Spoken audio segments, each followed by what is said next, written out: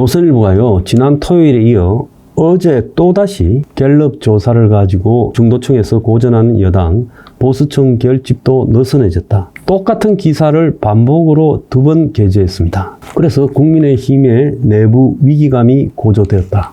자, 그러면서 지지층 결집도가 진보가 5% 앞서고 있다. 보수보다.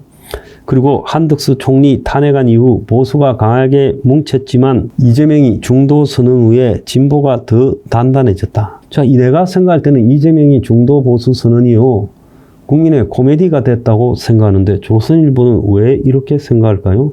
그리고 조선일보가 그 분석 자료로 하는 것이 지난 금요일 날 나온 갤럽 조사입니다.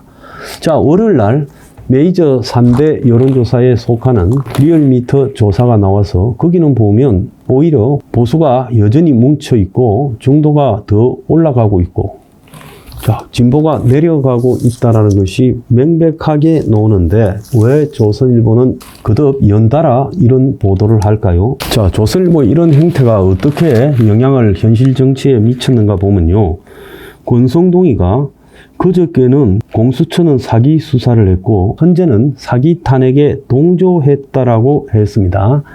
공수처가 중앙지법에 영장을 청구한 사실을 감췄던 문제에 대해서 권성동이는 법비들이 모여 작당이나 하는 법비처가 공수처다, 이렇게 말하면서 사기 주범 오동훈이는 사퇴하고 공수처는 폐지해야 된다 말을 하고, 또 헌법재판소가 25일 대통령 탄핵 심판 마지막 변론 기일을 열기로 한 데 대해 이대로 선고하면 이미 탄핵 찬반으로 갈라진 나라에 더 큰 갈등이 오게 될 거다. 그러면서 권성동이는 헌재가 탄핵 1번 사유인 내란죄를 철회하면서 민주당의 사기 탄핵에 동조하고 정치적 중립성을 포기했다. 인용이든 기각이든 법률과 공정한 절차에 따라서 판결이 내려져야 국민들이 마음으로 승복하고 신뢰할 수 있게 된다. 그러면서 결과가 절차를, 목적이 수단을 정당화할 수 없다라는 것을 지금 헌재가 알아야 된다.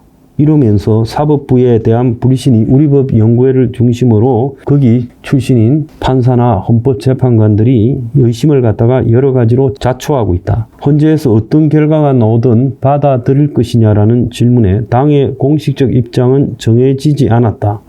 절차의 공정성이 확보가 안 돼 있는 상황을 계속 지적하도록 하겠다. 인용하든 기각하든 결정이 난 후에 당의 입장을 밝히겠다, 이렇게 말을 했습니다.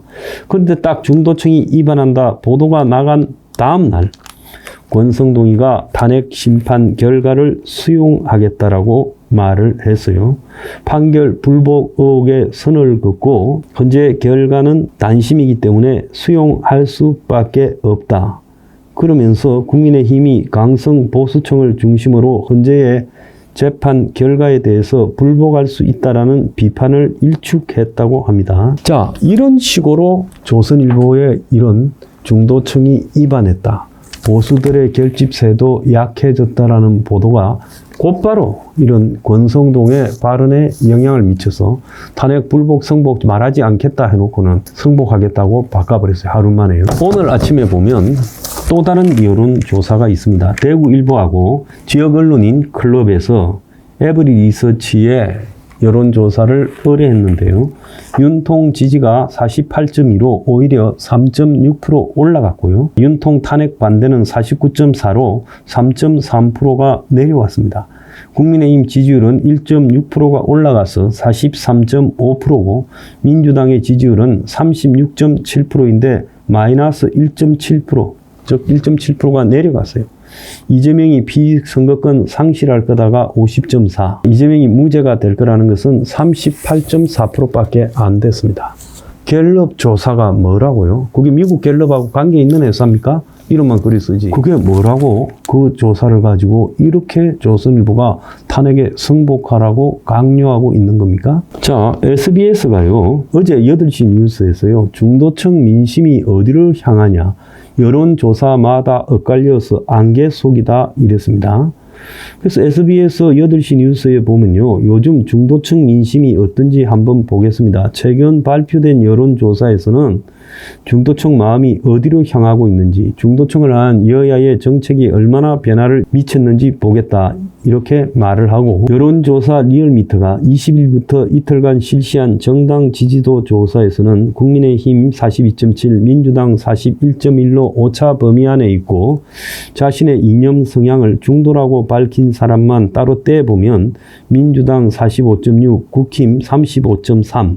그래서 조선일보처럼 크게 차이가 안 나요. 조선일보에서는요, 중도층의 정당 지지도가 민주당 42, 국민의힘 20이라고 무려 20%가 차이가 난다고 말을 하고 있습니다. 근데 이 조사에서 보면요, 20%가 아니라 15%죠. 그래서 민주당은 오히려 2.2가 줄었고 국민의힘은 2.5가 늘어났다는 겁니다. 갤럽은 일주일 전에는 중도의 37%가 민주당, 그리고 32%가 국민의힘을 지지했는데 일주일 뒤에는 민주당이 42, 그리고 국민의힘이 20으로 일주일 사이에 5에서 20%로 벌어졌다는 거예요. 일주일 사이에 무슨 일이 있었습니까? 자, 그러면서요, 이걸 갖다가 인용해가 민주당의 우클릭이 효과가 있었다고 합니다. 지금 이재명의 우클릭입니까? 상속세가요? 이재명 주 52시간 반대가 우클릭입니까? 그런데 리얼미터 조사에서는, 자, 그런데 SBS 이 방송도요, 이재명의 편을 많이 들고 있는데 야당의 등락 추세는 여론조사 기간별로 엇갈리고 있어서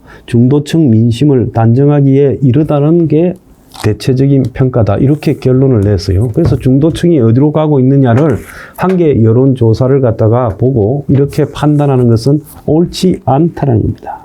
그리고 그걸 이재명의 우클릭이 통하고 있다? 웃기는 소리예요. 자, 그리고 뭐 강경 보수의 염증을 느껴서 떠난다? 다 웃기는 소리인데, 그럼 조선일보가 왜 이렇게 보도를 할까요? 조선일보, 중앙, 동아 이런 보수 언론들은요, 기본적으로 자신들이 정치권에 영향을 미쳐서 좌지우지하기를 바라는데, 지금 한국의 광장의 강경 우파 세력은요, 이제 조중동을 비판하고 있습니다. 그래서 옛날처럼 자신들의 영향력이 미치지 못하고, 제가 듣기에는 탄핵 이후에 굉장히 매체 구독 부수가 줄었다고 들었어요. 그래서 이제 생존이 위기에 놓였어요.